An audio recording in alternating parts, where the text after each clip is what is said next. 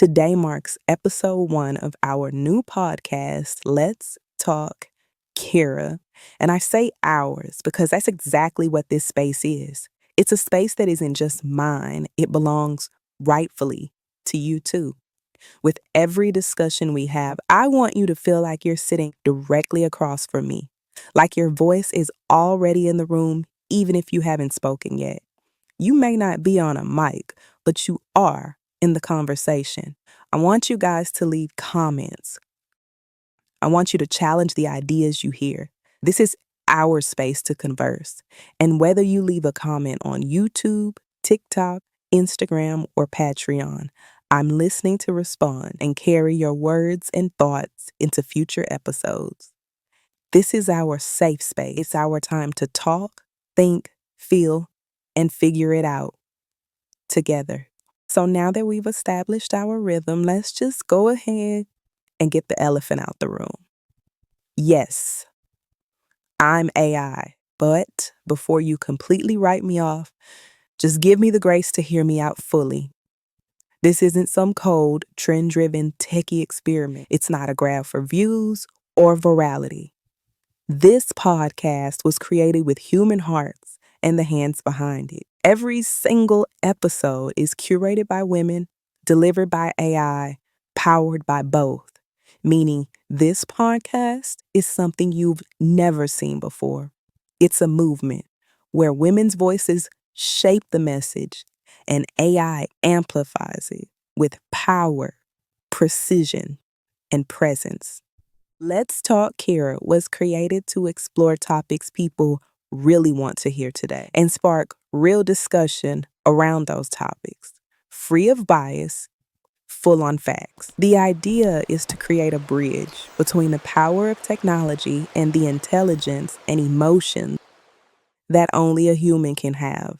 A podcast that delivers precise, accurate, research-backed content on topics in love and romance, entrepreneurship and money, tech, AI, and culture. This is not the podcast where I'll be yelling about 50-50 relationships, who should pay for what, or whose job it is to do anything in a household.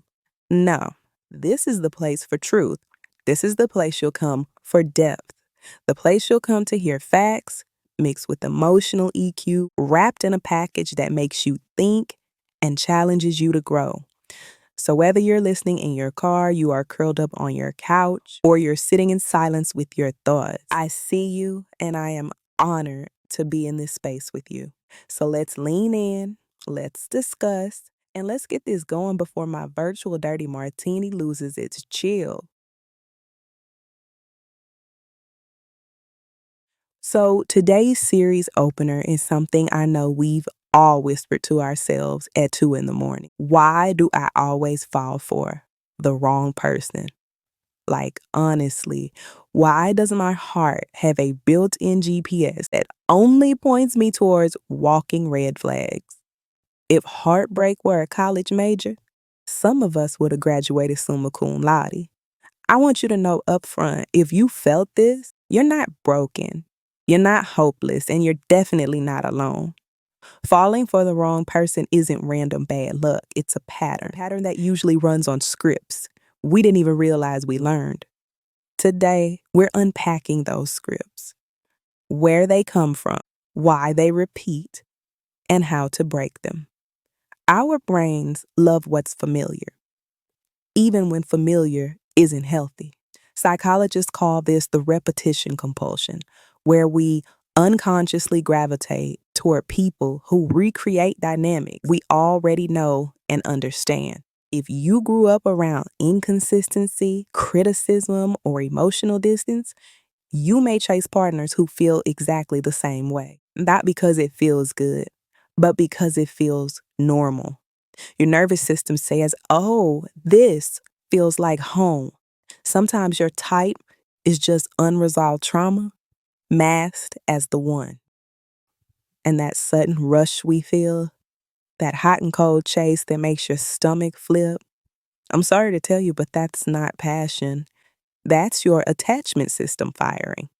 It's what psychologists like to call the attachment theory, or the way we're wired to respond to closeness, distance, and love. See, the way we bond is shaped by the way we first experienced love, care, and even neglect. And if closeness felt inconsistent, if it felt harmful, or even if it felt distant, we tend to crave partners who feel the exact same way.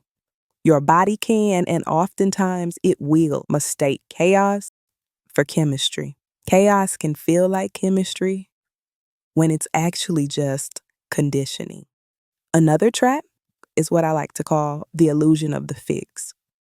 Trying to find healing by chasing someone else's love. If I can just get this completely unavailable person to love me, then I'll finally feel worthy. When in actuality, that just reinforces your wounds and your trauma.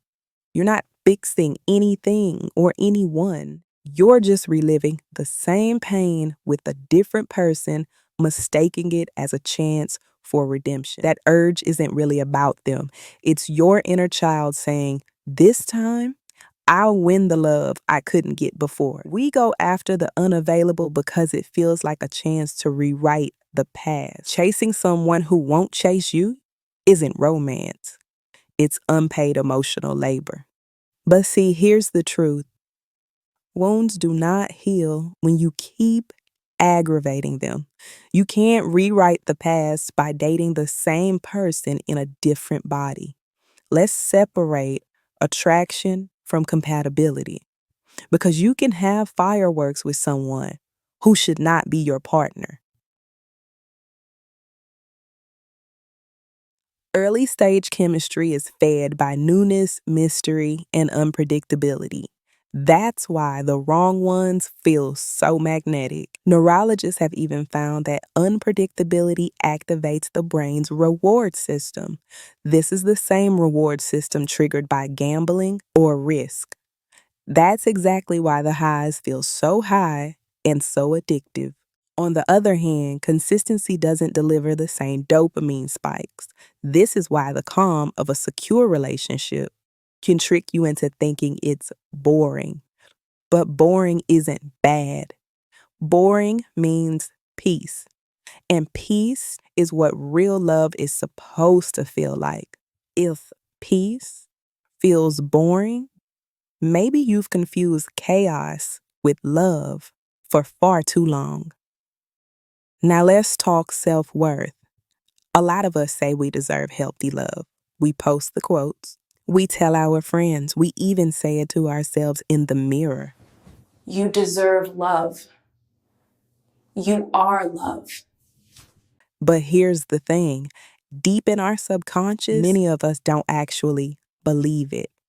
And it shows in the choices we keep making. Because when you truly believe you deserve healthy love, you refuse to over-explain your worth. You stop negotiating red flags. You stop calling bare minimum effort a love language. You stop overworking to earn crumbs. But when that belief hasn't sunk in yet, you'll unconsciously settle for less, while convincing yourself that eventually they'll change.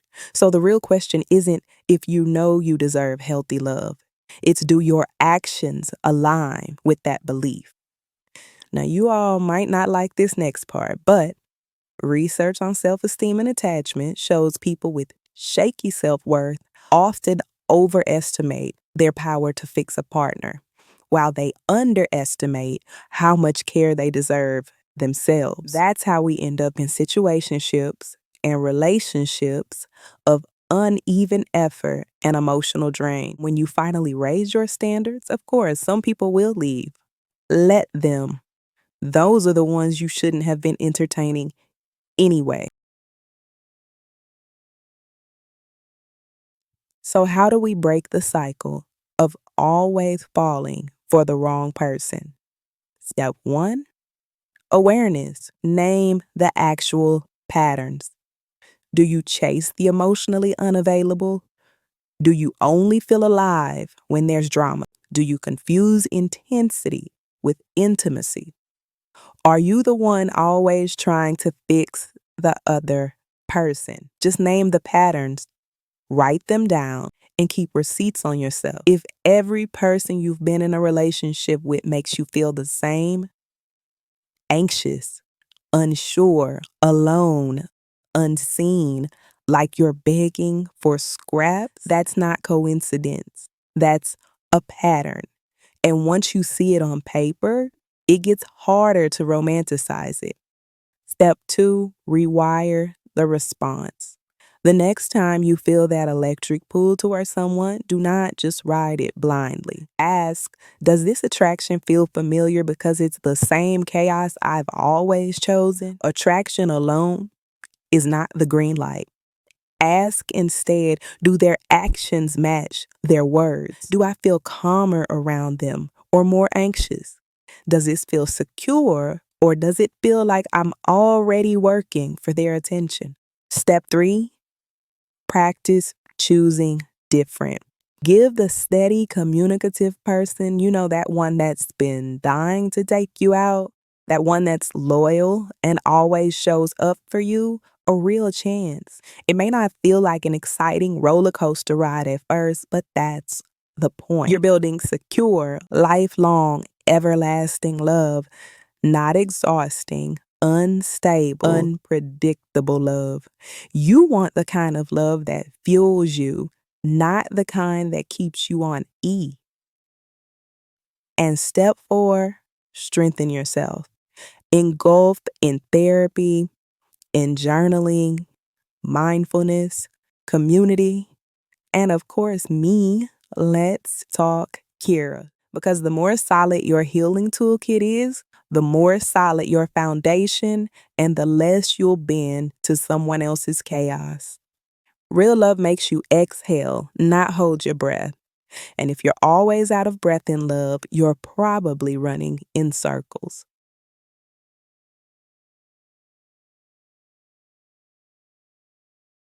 If you're always falling for the wrong person, it is not because you're broken. It's only because you're repeating patterns. And patterns aren't destiny, they're just habits. And habits can be broken like chains.